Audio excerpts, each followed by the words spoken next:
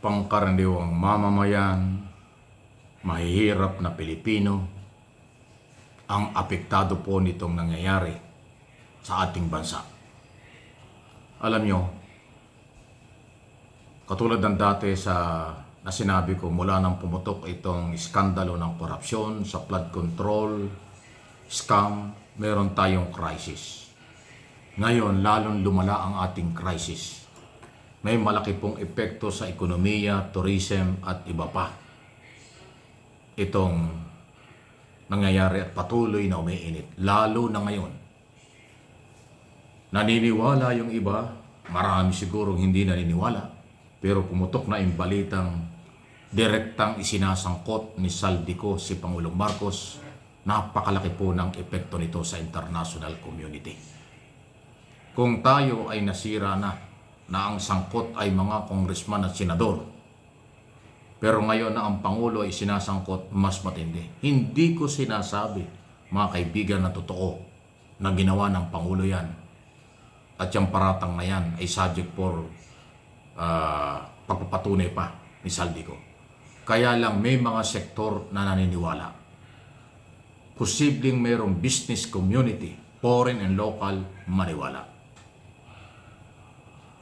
At pati na rin yung ating mga kabayan sa abroad, pwede rin maniwala yung iba.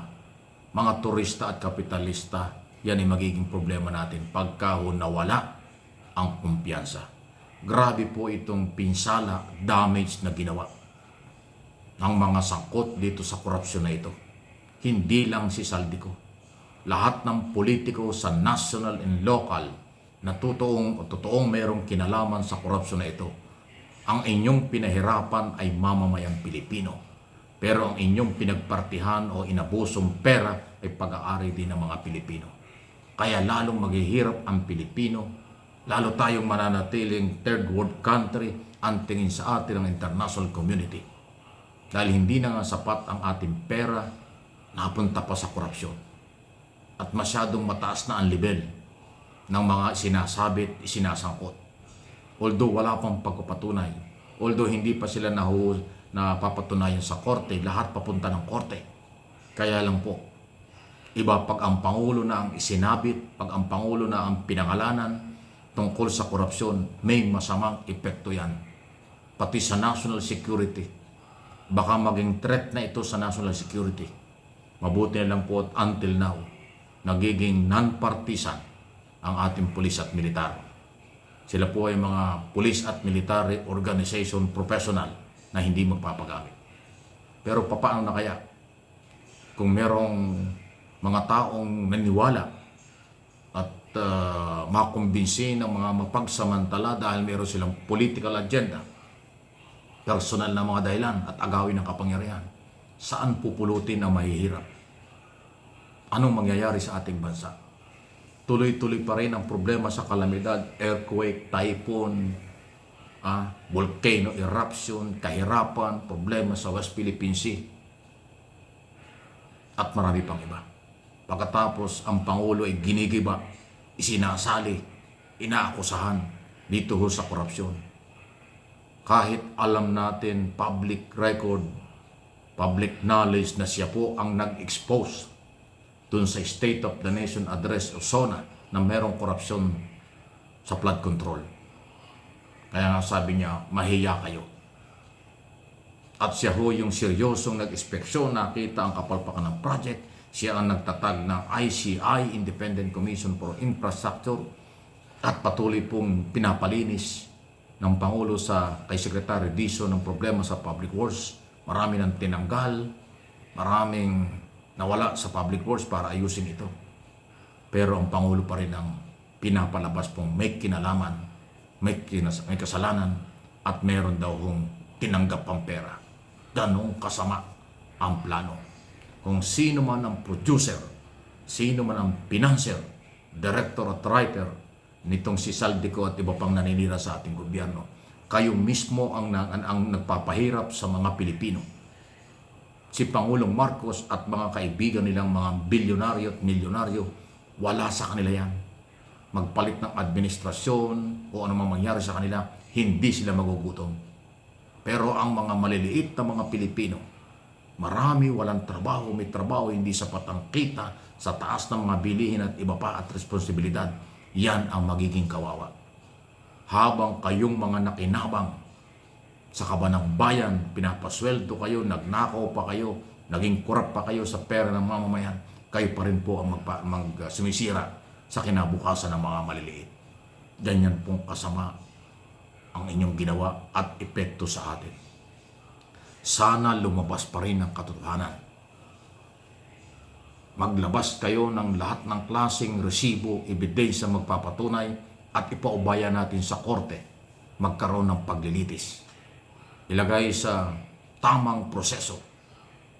Kung mayroon kayong ebidensya laban sa Pangulo, dahil hindi nyo pwede siyang kasuhan, dalhin nyo ang impeachment sa korte, sa Kongreso. Kung may mga kaso at may mga ebidensya, dalhin nyo sa korte ang mga dapat kasuhan. Tulad ni Speaker Martin Romualdez, mga congressman at mga senador na nababanggit, kung mayroon kayong basihan. Kung wala, lahat yan mali-dismiss. Paninira lang yan. At habang pinag-uusapan at umiinit ang isyong ito, patuloy na naghihirap ang mga Pilipino. Tama yung sinabi ng malalaking mga bansa at mga leader sa ibang mga bansa.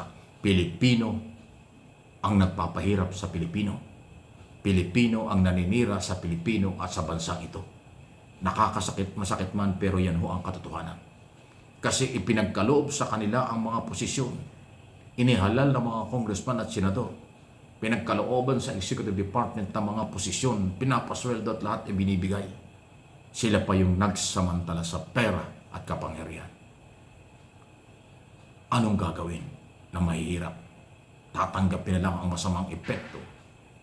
Definitely may malaking epekto na sa ekonomiya na ito. Mula nang pumutok 3 months ago ang korupsyong ito, humina ng humina ang ekonomiya natin. Tingnan ninyo yung stock market. Mahina talaga.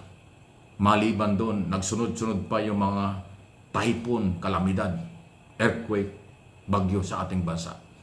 Pero mas matinding kalamidad, mas matindi ang epekto nitong graft in corruption. Yan po ang sumisira sa Pilipino at ekonomiya ng ating bansa. Ewan ko kung anong gagawin dito ni Pangulong Marcos. Ewan ko kung anong gagawin dito ng Malacanang. Ayaw natin pangunahan.